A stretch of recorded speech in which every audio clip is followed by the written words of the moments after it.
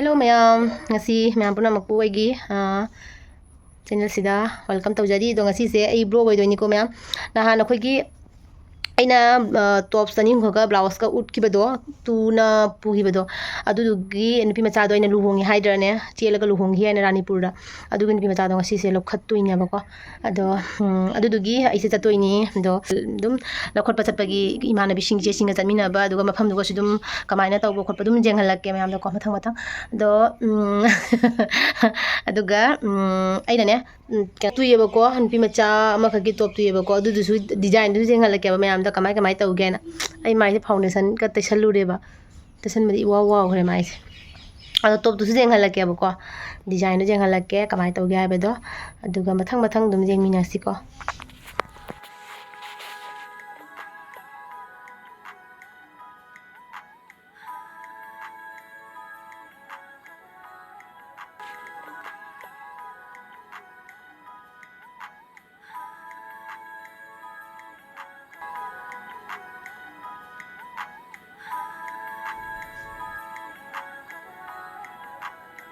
Udi pipu hore, pipu na jakare hore ketharaga hore kena tau deba. Hore ketharaga laka to bani. Nang ude na sakto ude na ngang tani uri do, tari do. Hello ichina mayam, ai hudi se kana taure. Keraga daidi kana taure. Pirwan se challe aduga ai se thoe bako do kana taure ajoraga dum ulakke bako kamai tau ba kidogono do ado aina ngasi keri yam chamna tawraga kere bako ado aina phizna samai tawraga sela sigi shoot choina ai sele bako adaga blouse to sismi sele hanagi blouse ne pink color gi blouse to kan tawe ba khudang ta iba khangbra khudang ka pudu aina ne tallaba adudugi aina kan tawre asigi khudang jaw base asi soina sim sejalla bako do ajoraga adu makha ta ba maudu su jeng halake akhigi khuni ningone bako do ma su jeng halake aduga matang dum jeng halake bako ai hoji koi labi phattaba lei haure siga koi che mana bi nam le bako siga koi sigi jumi sida da moi da changaga moi ta ki koi mayam punna tawra ta dina joini bako da haji changi moi thonganda au andi phatta bana moi thongani jo nang da bana lesabi macha sing sele koi kungi hawgal libi lesabi macha sing ahan ba se jabi lesabi macha sing ahan ba se le tro noi mani mama sing macha sing yeng zari ba chau zari ai dana cha isai phajal ai dana rumila ka gilak ba rumila kai ma tallai ko ji thoni ko pangang sing je pura ka sena doini ko hau kari ko ju lage ish ko di heng chau ka mai tong ni shet nya bu thok dong shet dai ne ngahale ma bu tho chang phi dog dui je khoi dik chatli sonda iche la e mang dasu iche dung dasu iche lala ai ado ma tudai la ma de khan ma do ni ngasi jeng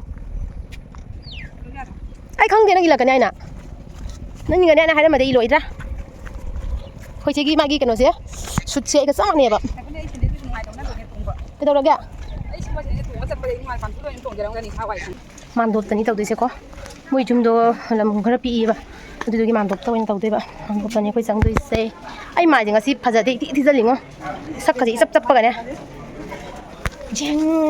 kai no na yo na kai yo mu thoi ba oh la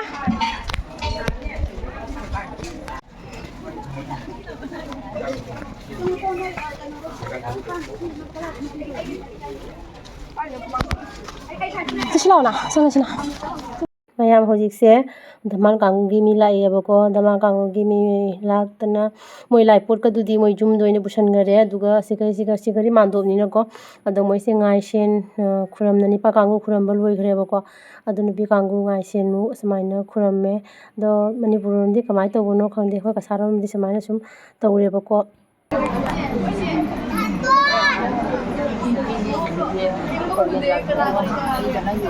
ahalaman khuramba loi gare aduga borga magi loina baga ahalaman mane maku khurami abako do bor se masak yam phajei do wang sam chawe bako bor khurumna loina chatkhre aduga kainamu hoji machi na pusalai ne bako mama mapa degi sagai na te ahalaman sing ma khurambagi ko ꯑꯗꯣ ꯌꯥꯝ ꯅꯨꯡꯉꯥꯏꯇꯦ ꯁꯨꯃꯥꯏꯅ ꯂꯩꯁꯥꯕꯤ ꯑꯣꯏꯅ ꯅꯤꯉꯣꯜ ꯑꯣꯏꯅ ꯈꯨꯟꯁꯤꯒ ꯂꯩꯔꯝꯃꯒꯀꯣ ꯑꯗꯨꯒ ꯀꯩꯅꯣ ꯇꯧꯔꯦ ꯁꯨꯃꯥꯏꯅ ꯌꯨꯝ ꯄꯥꯟꯈꯤꯕꯁꯦ ꯑꯩꯈꯣꯏꯗꯁꯨ ꯌꯥꯝ ꯅꯨꯡꯉꯥꯏꯇꯦꯕꯀꯣ ꯅꯨꯡꯉꯥꯏꯇ꯭ꯔꯦ ꯃꯃꯥ ꯃꯄꯥꯗꯤ ꯀꯌꯥꯝ ꯅꯨꯡꯉꯥꯏꯔꯝꯃꯣꯏ ꯅꯠꯇ꯭ꯔꯅꯦ ꯑꯗꯣ ꯑꯩꯈꯣꯏꯒꯤ ꯀꯩꯅꯥꯁꯦ ꯑꯁꯤꯁꯦ ꯌꯥꯝ ꯅꯨꯡꯁꯤꯌꯦꯕ ꯑꯩꯉꯣꯟꯗ ꯑꯗꯨꯝ ꯐꯤ ꯇꯨꯕ ꯂꯥꯛꯄ ꯈꯣꯠꯄ ꯌꯥꯝ ꯇꯧꯋꯦꯕꯀꯣ ꯑꯗꯨꯒ ꯆꯤꯆꯦ ꯆꯤꯆꯦ ꯍꯥꯏꯅ ꯌꯥꯝꯅ ꯑꯩꯈꯣꯏꯗ ꯀꯩꯅꯣ ꯇꯧꯕꯗꯣ ꯑꯗꯣ ꯌꯥꯝ ꯅꯨꯡꯁꯤ ꯃꯃꯥꯅꯤ ꯍꯧꯖꯤꯛ ꯈꯨꯔꯝꯃꯤꯁꯦ ꯃꯥ ꯌꯥꯝ ꯀꯞꯈ꯭ꯔꯦꯕꯀꯣ ꯃꯃꯥ ꯈꯨꯔꯝꯕꯗ ꯑꯗꯣ ꯃꯤꯠꯇꯒꯤ ꯄꯤꯒ ꯇꯥꯕ ꯈꯪꯍꯧꯗꯦ ꯍꯥꯏꯁꯤꯅꯤ ꯁꯨꯃꯥꯏꯅ ꯇꯧꯔꯤꯁꯦ ꯀꯩꯅꯣ ꯍꯥꯏꯗꯤ ꯑꯩꯈꯣꯏꯁꯨ ꯅꯤꯉꯣꯜꯅꯤꯅꯀꯣ ꯑꯗꯨꯝ ꯑꯗꯨꯒꯤ ꯆꯩꯅꯥꯗꯣ ꯈꯪꯉꯦꯕ ꯀꯃꯥꯏꯅ ꯇꯧꯒꯦ ꯍꯥꯏꯗꯣ ꯑꯗꯣ ꯌꯥꯝ ꯁꯥꯊꯤꯅ ꯅꯨꯡꯉꯥꯏꯇꯦ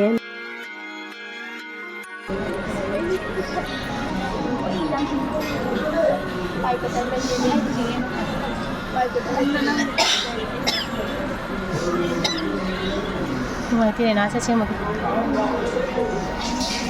ꯅꯥꯏꯗ ꯐꯤꯗꯨ ꯂꯥꯛꯏꯃꯤꯁꯦ ꯆꯤꯆꯦ ꯆꯤꯆꯦ ꯍꯥꯏꯅ ꯅꯨꯡꯉꯥꯏꯇꯦ ꯑꯩꯁꯦ ꯍꯧꯖꯤꯛꯅꯦ ꯀꯩꯅꯣ ꯇꯧꯏꯕ ꯄꯥꯔꯁꯦꯜ ꯂꯥꯛꯏꯕꯀꯣ ꯄꯥꯔꯁꯦꯜ ꯂꯥꯛꯏꯅ ꯑꯃꯨꯛ ꯊꯣꯛꯂꯛꯑꯦ ꯑꯩꯈꯣꯏꯒꯤ ꯁꯤꯒꯀꯣ ꯄꯥꯔꯁꯦꯜ ꯂꯥꯛꯑꯦ ꯑꯩꯒꯤ ꯄꯣꯠ ꯆꯩ ꯑꯩꯒꯤ ꯃꯦꯀꯞꯀꯤ ꯄꯣꯠ ꯆꯩ ꯈꯔ ꯇꯧꯒꯦꯕ ꯑꯩꯒꯤ ꯃꯦꯀꯞ ꯇꯝꯕꯗꯨꯒꯤ ꯄꯣꯠ ꯆꯩ ꯈꯛꯇꯪ ꯋꯥꯠꯄꯒꯤꯅꯦ ꯋꯥꯠꯅ ꯈꯔ ꯑꯩꯅ ꯑꯣꯔꯗꯔ ꯇꯧꯈꯤꯕꯗꯣ ꯂꯥꯛꯏ ꯍꯥꯏꯅ ꯊꯣꯛꯂꯛꯑꯦ ꯍꯧꯖꯤꯛ ꯑꯗꯣ ꯉꯥꯏꯔꯤꯅꯦ ꯅꯨꯄꯥꯁꯦ ꯂꯥꯛꯈꯤꯗ꯭ꯔꯦ ꯑꯩꯈꯣꯏꯒꯤ ꯆꯥꯡꯗꯝ ꯂꯩꯀꯥꯏ ꯅꯤꯉꯣꯜ ꯀꯩꯅꯣ ꯑꯣꯟꯈ꯭ꯔꯦ ꯔꯥꯅꯤꯄꯨꯔꯒꯤ ꯃꯤ ꯑꯣꯟꯈ꯭ꯔꯦ ꯅꯨꯡꯉꯥꯏꯕ꯭ꯔꯥ ꯔꯥꯅꯤꯄꯨꯔ ꯅꯨꯡꯉꯥꯏꯕ꯭ꯔꯥ ꯀꯃꯥꯏꯅ ꯇꯧꯋꯤ ꯅꯍꯥꯟ ꯂꯨꯍꯣꯡꯕꯗ ꯐꯖꯕꯅ ꯂꯩ ꯂꯦꯡꯕꯒꯤ ꯔꯣꯅꯤꯕꯂꯥꯅ ꯊꯥꯡꯒꯠꯂꯛꯏꯗꯅ ꯈꯨꯐꯖ ꯑꯃ ꯐꯖꯅ ꯁꯤꯒ ꯂꯨꯍꯣꯡꯒꯗꯕꯗ ꯃꯥ ꯆꯠꯊꯣꯛꯈꯤꯗꯅ ꯅꯠꯇ꯭ꯔꯥ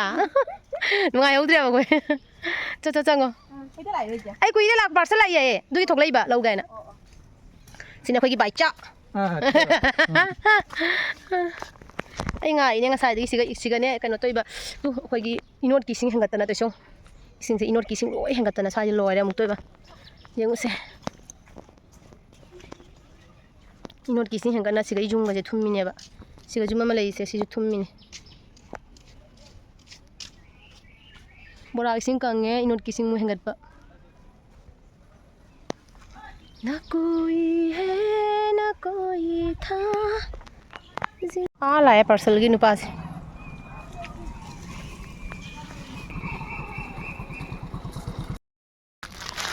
अगी पार्सल तो फी ओइरमे आइदि मेकअप की पोर माने खाली फी ओइ लेरमी अदो होरेन युम जौरगा अनबॉक्सिंग तौरके तौरगा जेंहलके के फी नो हाइदोको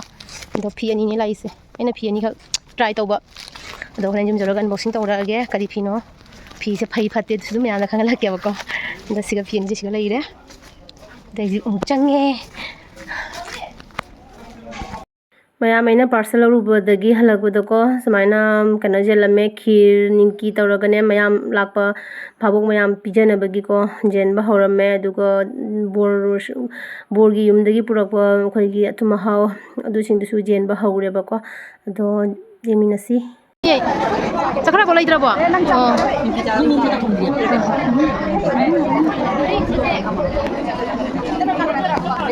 सेट के लेजरिबा कइनो अब फोटो बाबो कनांगी सेल्फी को आई जाओ एनो का जिकाना में से पांगुंगुम पांगुंगुम को लेजिना के देसिना पाउला टाइमर थमरो थमदे पाबो टाइमर थमौना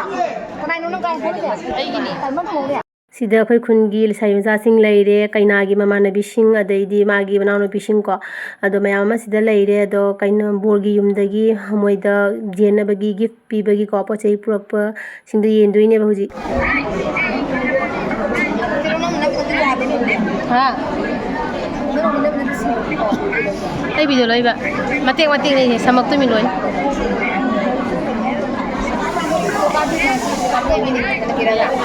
थोका तौजिरो मेकअप लोइरा कान नुने समझ नाम खोजे असिगा कइना ख्वाइमांगदा लाइसे कइनादुनिको अदुगा मागी मयुमदगी लाप मी मयामदुगा तौरगा मोइगी ममानबिसिंगदा पीनबगी गिफ्टसिंगदो असमायना तौरगा जेनबा हौदुइनेबा कनाना कइबा फजगे करि गेस ओरमगे पी मसुसे खनदि मेबा मी से दैसिंगे सुटसे बगारा दंदिने ना पानी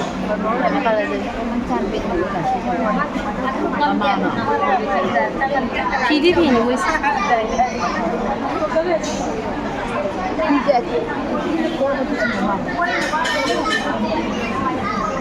हौजिना मयाम चाबगी को मयाम पुनमसे चंगनबा हौरे मीसु याम साथीना यामेबको अदो चाबसे याम लांगिदना मैतेगी चारामदा याम लांगोनेबको ꯆꯥꯕꯒꯤ ꯃꯤ ꯐꯝꯅꯕ ꯍꯧꯈ꯭ꯔꯦ ꯑꯗꯨꯒ ꯑꯩꯁꯨ ꯆꯥꯕꯒꯤ ꯔꯦꯗꯤꯗ ꯂꯩꯔꯦ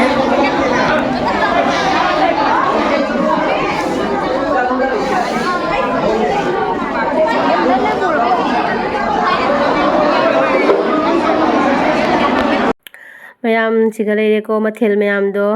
ꯃꯦꯔꯥꯃꯦꯁꯅꯦꯕꯀꯣ ꯑꯩꯈꯣꯏꯒꯤ ꯃꯥꯟꯇꯣꯞꯇ ꯇꯧꯕꯅꯤꯅ ꯉꯥ ꯆꯥꯛꯀ ꯇꯧꯕ ꯌꯥꯗ꯭ꯔꯦꯗꯅ ꯑꯗꯨꯅ ꯃꯦꯔꯥꯃꯦꯁ ꯑꯣꯏꯅ ꯇꯧꯔꯦ ꯃꯦꯔꯥꯃꯦꯁ ꯑꯣꯏꯔꯁꯨꯅꯦ ꯌꯥꯝ ꯁꯥꯊꯤꯅ ꯃꯊꯦꯜ ꯌꯥꯝꯃꯦꯕꯀꯣ ꯑꯇꯩꯁꯨ ꯆꯥꯔꯕ ꯃꯇꯨꯡꯗꯁꯨ ꯃꯊꯦꯜ ꯃꯌꯥꯝ ꯑꯃ ꯍꯥꯞꯄꯛꯑꯦꯕꯀꯣ guys ꯑꯩꯈꯣꯏ ꯍꯜꯂꯦ ꯑꯩꯈꯣꯏ ꯄꯔꯦꯡ ꯁꯥꯅ ꯍꯜꯂꯦ ꯑꯩꯈꯣꯏ ꯃꯤ ꯑꯇꯪꯒꯤꯁꯦ ꯑꯩꯈꯣꯏ ꯂꯣꯟꯒꯤ ꯑꯩꯈꯣꯏ ꯈꯨꯃꯟꯒꯤ ꯃꯌꯥꯝ ꯍꯟꯃꯤꯟꯅꯔꯦ ꯍꯧꯖꯤꯛ ꯆꯥꯕ ꯊꯛꯄ ꯂꯣꯏꯔꯦ ꯀꯨꯝꯍꯩ ꯂꯣꯏꯔꯦ ꯁ꯭ꯋꯥꯏꯗ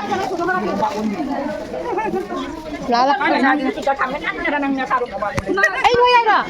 ꯑꯩ ꯅꯣꯏꯊꯣꯏ ꯌꯥꯏꯔꯣ ꯍꯔꯥꯎꯏ ꯑꯩ ꯅꯣꯏꯊꯣꯏ ꯍꯥꯏꯕꯁꯦ ꯑꯩ ꯑꯗꯨꯝ ꯀꯪ ꯂꯩꯔꯦꯅ ꯈꯜꯂꯤꯗꯨꯒ ꯅꯪ ꯉꯁꯥꯏ ꯇꯧꯗꯤ ꯎꯔꯦ ꯐꯤꯗꯣ ꯑꯝꯇꯁꯨ ꯎꯗꯦ ꯀꯩꯗꯧꯕ ꯌꯥꯎꯗꯦ ꯅꯃꯥꯏ ꯌꯥꯎꯗꯦꯅ ꯅꯃꯤꯁꯦ ꯅꯪ ꯅꯁꯃꯟ ꯃꯅꯤꯡ ꯊꯥꯗꯧ ꯅꯃꯥꯏ ꯀꯩꯝ ꯌꯥꯎꯗꯦ sini aku TV, dah lah kena sini aku TV, sini aku Monica, sini aku Chan, masa sudah deh, sudah selalu masa jauh deh, bye bye, jauh deh, aku baca ni nak sudah jauh sih, hai, kamu macam ni, fotografi, kau uji fotografi lagi ya, foto tengah udah bingung tadi kau itu. Phi mà xem bây giờ photo cáp tadi nuai taba. Nanti nuai taba ni. Phi mà xem. Ai cái phi đó sẽ ăn bột sinh đâu rồi ko. Ai tàu cái gì si, ai cái này sẽ children piece nha bako. Còn ai tàu cái gì si, phải làm đôi ra thì làm đôi ra. Cắt như này phải đi vui á.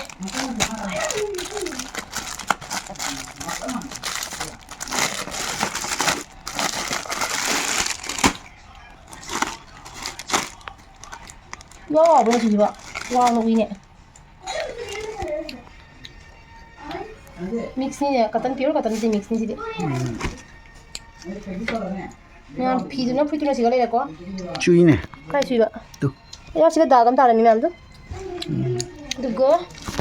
Kangkau di phi tu na sih boleh. Sini. Sini dah. Aduga. Asisina pergi meter lagi fee ni bako. Meter manga ada lupa kaya no bani. Itu dia jadi kali tidak no kamai tu dia jadi. Se aku pada terang. Nabi blue dah kanona. White no kan kau buat apa? Dot kalau kata bodoh kerja bani. Ha, fee apa ye? Ma fee tu form ni jadi. Fee yang ni baju ni. Kau nak terang? Kau nak dah fee dah logo fee tu mana di sini. Yang apa sahaja? Sini bako ini pop tu gaya na. Tao bị tu ghê na đâu bên này vậy tao toàn bị khô của cái phần đấy hả lâu chắc chắn rồi asi se meter manga này bako se tao bị frog tu bị ra su mà cái top tu ra su này lâu này vậy jam phazare si semet jam pa me